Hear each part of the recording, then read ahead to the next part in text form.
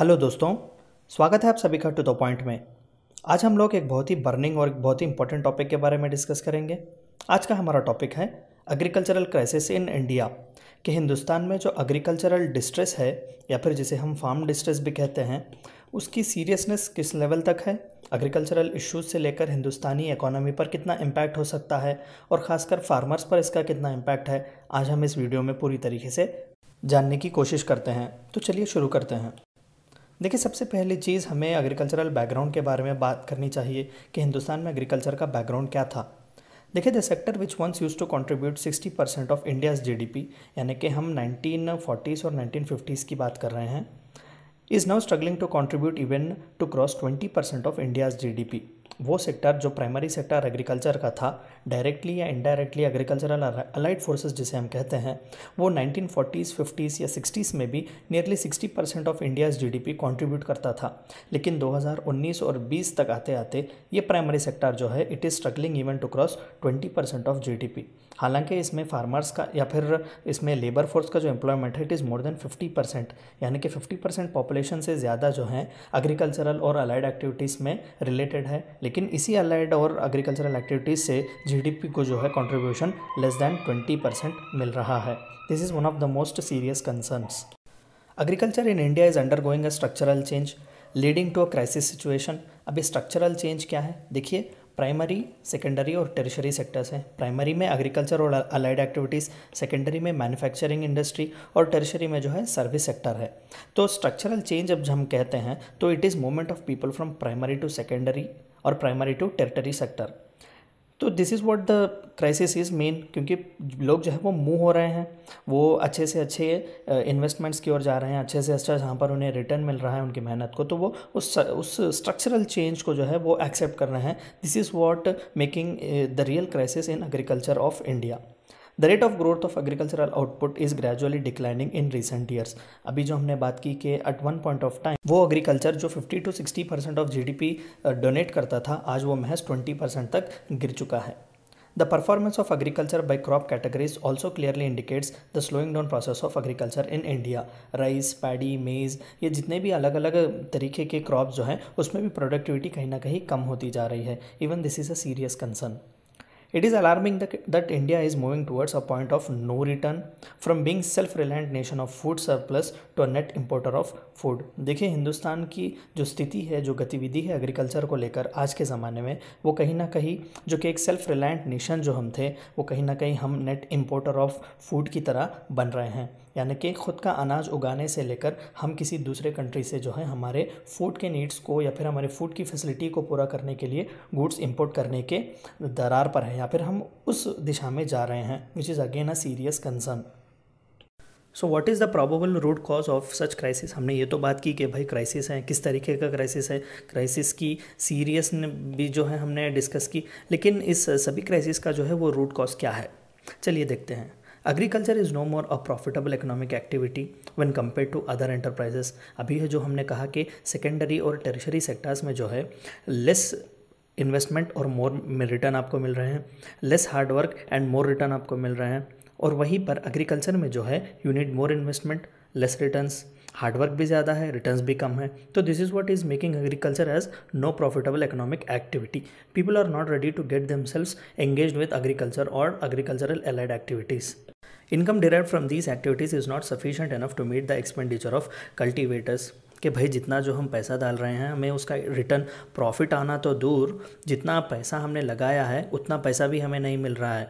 कि फार्मर्स जितना जो पैसा लगा रहे हैं एक्सपेंडिचर के लिए, वो भी उनके लिए वापस नहीं आ रहा है। प्रॉफिट्स कमाना तो बहुत दूर की बात है।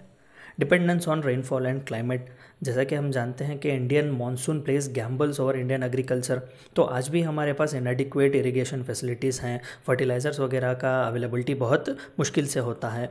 तो इस तरीके से dependence on rainfall and climate is also a root cause for such crisis. Liberal import of agricultural products, बिल्कुल हम चाइना से, मलेशिया से, या फिर हम मिडिल ईस्टर्न कंट्रीज से ज़्यादातर, या फिर इवन वेस्टर्न कंट्रीज से भी जो है हम अपने राइस प्रोडक्ट्स इंपोर्ट करते हैं। तो बहुत ही एक लिबरल हम इंपोर्ट पॉलिसी रखते हैं और एक बहुत ही हमारा एक लिबरल एग्जिम पॉलिसी है एग्रीकल्चरल प्रोडक्ट्स को लेकर। रिडक्शन इन एग्रीकल्चरल सब्सिडीज़, अब सरकार का इंटरेस्ट जो है पूरा वो सेकेंडरी और टेरिशरी सेक्टर पर ज़्यादा है, क्योंकि एग्रीकल्चर में इंपॉर्टेंस देना या एग्रीकल्चर में इन्वेस्ट करना उन्हें लग रहा है कि is a waste of time. तो रिडक्शन इन एग्रीकल्चरल सब्सिडीज़ को भी जो है उन्होंने रिड्यूस कर दिया है। This is again is paving way for crisis. Lack of easy credit to agriculture and dependence on money lenders. देखिए, institutional credit is again one of the most important factors leading to the crisis of agriculture in India specially, क्योंकि देखिए सरकार जब मदद करती है तो वो लोन्स देती है, लोन्स फ्री ऑफ इंटरेस्ट देती है, लेकिन जब सरकार सब्सिडीज़ नहीं देगी, लोन्स नहीं देगी, तो ये गरीब फार्मर जो है वो मनी लेंडर्स के पास जाएंगे हु अगेन लूट them indirectly. Decline in government investment in agricultural sectors, अभी हमने देखा कि भाई सेकेंडरी और टेरिशरी सेक्टर्स में रिटर्न ज़्यादा है, मेहनत कम और पैसा ज़्यादा है, तो सरकार को लगता है कि पैसे क्यों हम उसमें खर्च करें। Conversion of agricultural lands for alternatives, जो फर्टाइल एग्रीकल्चरल लैंड्स हैं वो किसी ना किसी दूसरे यूजेस के लिए हम इस्तेमाल कर रहे हैं, चाहे वो इंफ्रास्ट्रक्चर बिल्डिंग के लिए हो, या फिर कैपिटल सिटीज़ बनवाने के लिए हो, या फिर अर्बनाइजेशन के लिए हो। तो इस तरीके से फर्टाइल लैंड को, एग्रीकल्चरल लैंड को जो है अदर यूजेस के लिए भेजा जा रहा है, अदर यूजर्स के लिए जो है उन्हें डाइवर्ट किया जा रहा है। There is a bitter truth which we got to accept, let us know what is that bitter truth. देखिए, agricultural crisis in India is very vast, no doubt, likely to hit all the other sectors and the national economy in several way।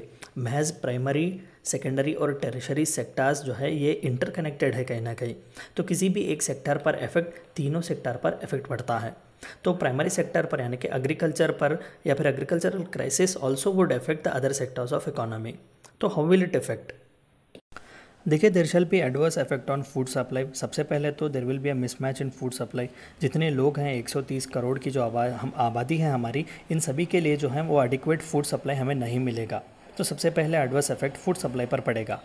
और जो दूसरी चीज़ है, prices of food grain they will no doubt increase.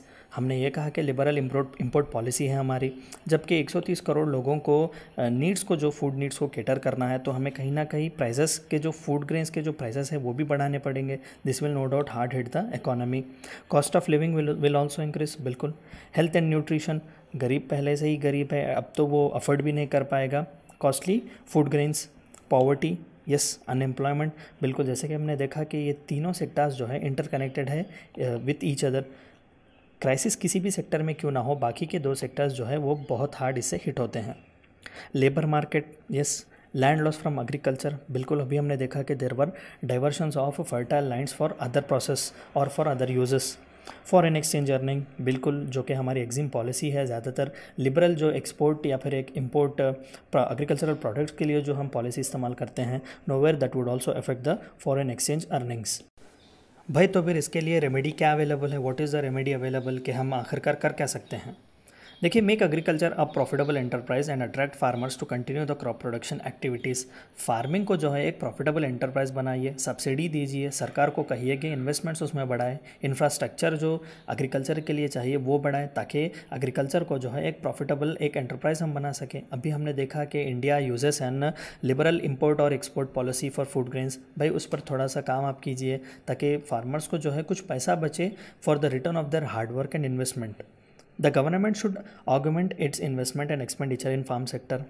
महज ये कहने से कि भाई इसमें सिर्फ पैसा लगाने से बर्बादी है, ये कहना गलत होगा, क्योंकि more than 50% of working population is directly और indirectly associated with agriculture sector. So ignoring agriculture sector would be ignoring 50% of India's population, and no doubt that would be a deadly step. Investment in agriculture and it allied sectors including irrigation, बिल्कुल, transport, yes, communication, बिल्कुल, rural market, rural infrastructure and farm research should be drastically increased.